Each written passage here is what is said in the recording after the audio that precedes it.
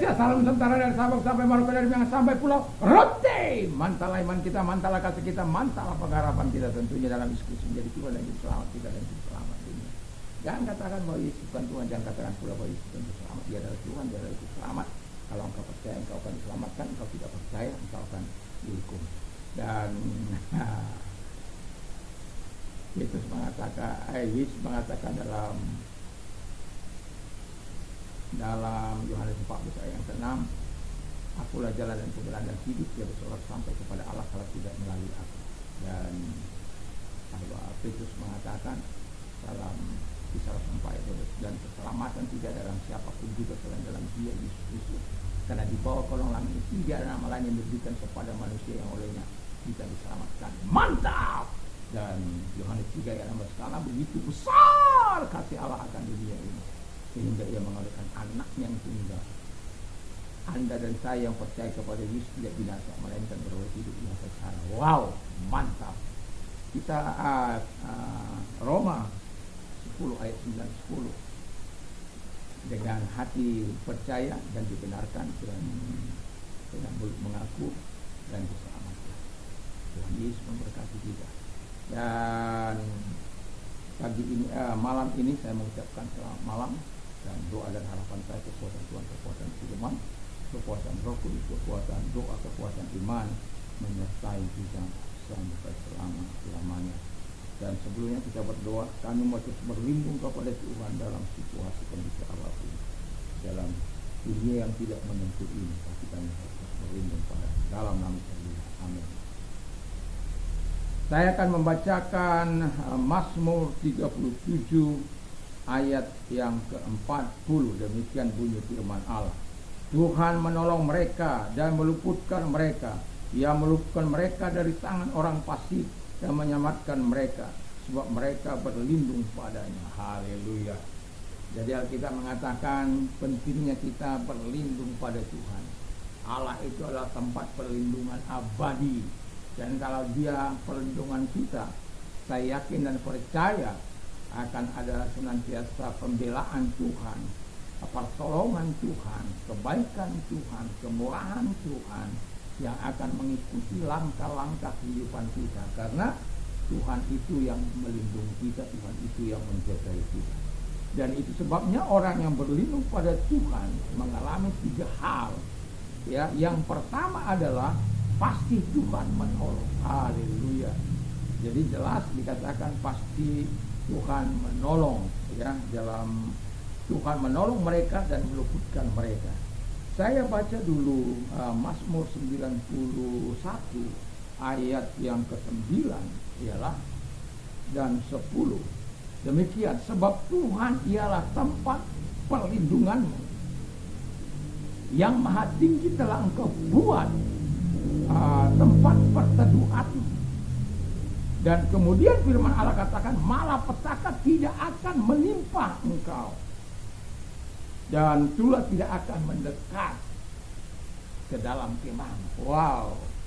Sebab apa? Sebab Tuhan memerintahkan malaikat-malaikatnya, ayat 11-nya, ayat 11-nya, supaya kakimu supaya menjaga engkau. Jadi dari Alkitab dikatakan sebab malaikat-malaikatnya akan diperintahkannya kepadamu untuk menjaga engkau di segala jalan. Mereka akan menata engkau di atas tangannya supaya engkau tidak terangkut kepada batu. Haleluya. Jadi itu penjagaan Tuhan. Jadi kalau kita berlindung pada Tuhan, Tuhan bertanggung jawab. Ada banyak orang berlindung pada pisang. Saya dulu waktu muda itu berlindung pada ilmu kebal, ya. Kami ada 7 orang seperguruan, ya. Dan yang anehnya, gilanya itu untuk menanam supaya jangan dilangkahi orang. Itu kita itu jadi goblok. Bayangkan kita tujuan 7 orang itu mencari tempat di mana supaya tempat tidak ada orang yang bisa melangkahi apa yang kita tanam ini. Dan pada akhirnya kami dari rumah itu ada kira-kira satu kilo setengah. Kami harus berjalan ke sungai besar. Karena mencari apa? Kita berpikir begini, kan dia dialirkan. Gak ada yang bisa, masa ada orang melangkah air apa? Ternyata setelah kita begini, kan kalau dibawa dia di tempat jatuh di kesampang, ada orang memancing, bisa dilangkahi kan? Saking gobloknya itu saya dan teman-teman. Ya, tapi ada sudah beberapa orang meninggal, ya. Tapi Tuhan masih anugerahkan saya masih nafas hidup. Tapi beberapa teman saya yang satu perguruan itu sudah beberapa orang meninggal. Nah, yang kedua dikatakan pasti Tuhan meluputkan mereka dari tangan orang fasik. Kalau Anda tahu meluputkan itu adalah melepaskan, menghindarkan, lalu mengelakkan tuduhan. Anda pasti pernah mengalami itu. Fitnahan, saya pernah difitnah, dituduh macam-macam, dituduh berselingkuh, dituduh berzina, dituduh apa juga. Tapi karena saya tidak melakukan, saya berani-berani saja, ya, dilapor kepada polisi. Kenapa kita harus takut? Polisi harus menyediakan 2 alat bukti. Dan karena kita memang nggak melakukan, siapa saja kita hadapi. Kenapa harus takut? Mereka melahirkan, kan biasa gitu, ada saksi-saksi dusta. Yesus saja mengalami saksi dusta, ya. Dan saya bersyukur. Saya pernah mengalami apa yang dialami oleh Yesus itu saja kan, saksi dusta. Tapi pada akhirnya dia nggak berani, nggak kuat untuk menghadapi kita orang yang beriman. Kenapa? Kita punya Tuhan. Jadi Tuhan meluputkan kita. Nah, ini dikatakan pasti Tuhan meluputkan mereka dari tangan orang fasik. Orang fasik itu maunya melakukan yang jahat saja kepada kita, ya, melakukan yang tidak baik kepada kita. Supaya apa? Kita celaka. Tapi justru firman Allah katakan mereka lah yang akan celaka. Mereka lah yang akan hancur. Mereka lah yang akan dihajar oleh Tuhan. Dan kenapa? Orang benar itu karena ada pelindungnya Tuhan, ada penjaganya Tuhan, ada penolongnya Tuhan. Kenapa kita harus takut? Kadang orang diteror, saya sudah takut. Saya sudah menghadapi banyak kali teror. Jadi orang-orang yang tidak bertobat. Tetapi saya tetap percaya pada Tuhan. Napas hidup saya itu ada di tangan Tuhan. Dan itu sebabnya nggak perlu takut pada teror. Tidak perlu takut pada ancaman. Bukan kita cari ancaman loh ya. Bukan kita cari-cari, bukan. Tapi kalau itu terjadi, hadapi dengan ikhlas, dengan tulus. Bahwa engkau, yang mau saya katakan adalah hidup benar di hadapan Tuhan itu penting. Itu modal kita untuk menghadapi segala kebaikan Tuhan, pertolongan Tuhan, supaya engkau melihat mujizatnya, kuasanya membela engkau. Haleluya. Dan saya menikmati banyak kali di mana Tuhan menunjukkan keperkasaannya dan luar biasa. Kuasanya bekerja secara tidak perlu takut lah ya. Lalu kemudian karena Tuhan katakan bahwa kita akan diluputkan kemalangan. Coba saya katakan 34 ayat dulu. Kemalangan akan mematikan orang fasik, dan siapa yang membenci orang benar akan menanggung hukuman. Mazmur 34 ayat itu 2. Jadi nggak perlu takut ya. Kita menghadapi musuh, tapi yang menghadapi secara nyata itu Tuhan yang akan menolong kita. Jadi kita bergantung lagi sama Tuhan, berlindung saja sama Tuhan. Itu sebabnya Alkitab Mazmur 91 ayat yang ke-1 dikatakan, orang yang diam berlindung kepada yang maha tinggi dan bermalam kepada yang maha kuasa akan berkata kepada Tuhan, tempat perlindunganku, kubu pertahanku, kepadanya Allahku yang kupercaya. Mantap kan? Jadi Itu pentingnya kita, walaupun mungkin ada hal kesusahan untuk menghafal-hafal ayat, tetapi itu penting karena itu akan menguatkan kita, ya. Jadi Tuhan itu perlindungan yang sangat luar biasa. Lalu yang terakhir, pasti Tuhan menyelamatkan mereka. Udah kita tahu sudah bagaimana kisah Daniel, ya, yang dituduh melakukan yang tidak mau melakukan perbuatan-perbuatan tercela, korup, bermain mata, bekerja sama, penggelapan, dia tidak mau itu. Dan karena mereka terancam, orang-orang, bayangkan 120 menteri itu, belum lagi 2 pejabat tingginya yang membawa para menteri itu. Daniel itu salah satu pejabat tinggi, ada 3 kan.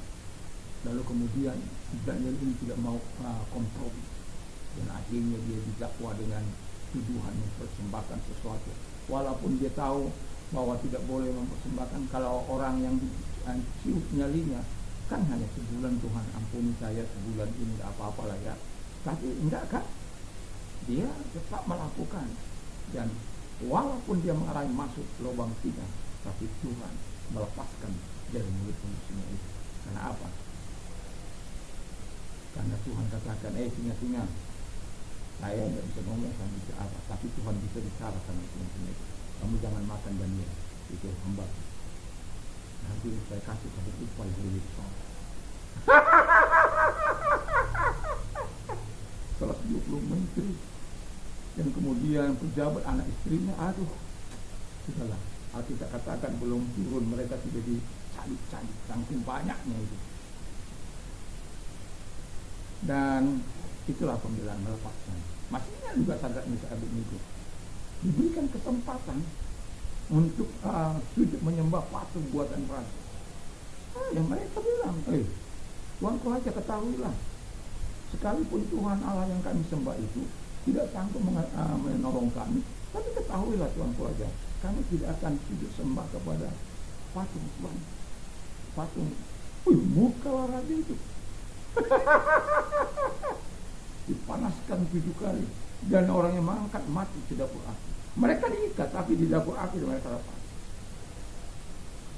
Artinya, apa yang dijanjikan Allah untuk melepaskan orang-orang benar itu bukan hanya slogan.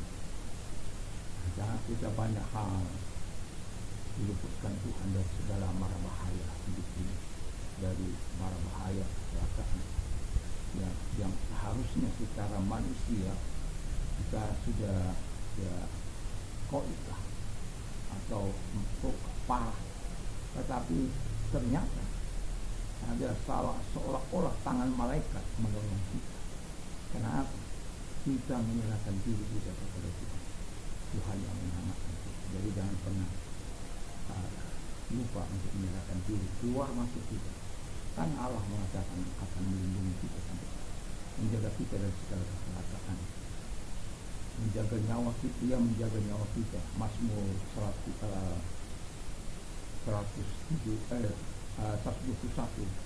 ayat 7 dan 8 itu, yang dia akan menjaga keluar masuk mulai sekarang sampai selama-lama, ayat 7 dan 8 itu.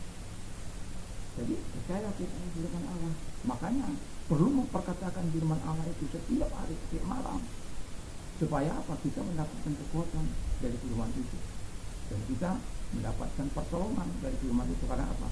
Kita mencintai firman Allah, kita mengasihi firman Allah.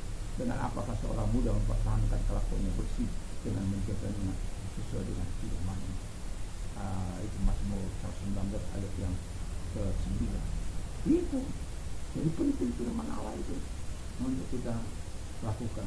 Jadi itu bagian kita untuk meminta perlindungan daripada Tuhan. Dan kalau kita melakukan firman-Nya, yakin dan percaya Tuhan akan melakukan yang terbaik, the best. Yang terbaik akan Tuhan lakukan dalam hidup kita. Ini apa? Ini kita memberikan kemuliaan kepada Tuhan. Mari kita berdoa. Terima kasih Tuhan, kami bersyukur, kami percaya kepadamu. Biarlah Allah yang kami sembah, Allah yang kami puji, terus melindungi kami. Dan kalau engkau sedang sakit, apapun sakit penyakitmu, Saya mau berdoa bagimu dalam nama Tuhan Yesus Kristus, datang kepada mereka Tuhan, tumpangkan tangan mereka dalam nama Yesus, segala sakit penyakit yang mereka dari aku perintah keluar, dan oleh biru daripada Yesus kau sembuh oleh kuasa yang tersebut. Terima kasih buat pertolongan kepada mereka, buat kesembuhan kepada mereka. Kalau engkau sudah mengalami masa penderitaan, apapun kesulitan, kesesakan, masalah, datang pada Tuhan. Dia yang berjanji, jika engkau berdoa dia akan menjawab. Baca itu Mazmur 91 ayat 90, ayat 14 sampai dengan 16. Dan kita mengatakan dalam Mazmur 50 ayat yang ke-15, berdoa kepada waktu kesesakan aku akan memberikan.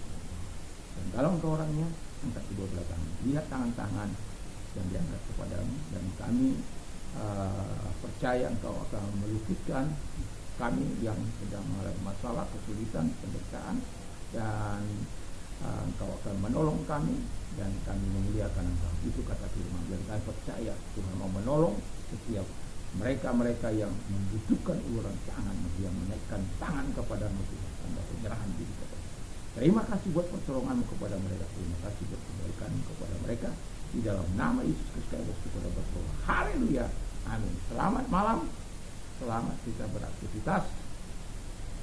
Mau mungkin masih sempat kita beraktivitas. Dan tetapi kalau kita mau tidur, jangan lupa untuk membaca firman Allah, merenungkan firman Allah, dan memperkatakan firman Allah dalam hidup kita. Satu dua ayat mungkin penting bagi kita untuk kita mendapatkan sesuatu baru dari firman Allah. Tuhan, mantap, mantap, mantap. Dua kali lagi.